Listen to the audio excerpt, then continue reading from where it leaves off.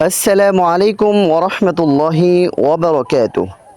প্রিয় দর্শক মণ্ডলী, আজ আমি আপনাদের সম্মুখে জুমার দিনের একটি গুরুত্বপূর্ণ আমল নিয়ে এসেছি। আমলটি সম্পর্কে হাদিসে এসেছে। হযরত আবু হুরায়রা রাদিয়াল্লাহু তাআলা আনহু থেকে বর্ণিত, রাসূলুল্লাহ সাল্লাল্লাহু আলাইহি ওয়াসাল্লাম ইরশাদ করেন, যে ব্যক্তি জুমার দিন আসরের নামাজের পর না উঠে ওই স্থানে বসে ৮০ বার নিম্নে এই দুরূদটি পাঠ করবে, তার ৮০ বছরের গুনাহ মাফ হবে এবং ৮০ বছরের নফল ইবাদতের সওয়াব তার আমলনামায় আল্লাহ তাআলা লিখে দিবেন। দোয়াটি হলো, আল্লাহুম্মা সাল্লি আলা মুহাম্মাদিন নাবিয়্যিল উম্মিয়্যি ওয়া আলা আলিহি ওয়া সাল্লিম তাসলিমা।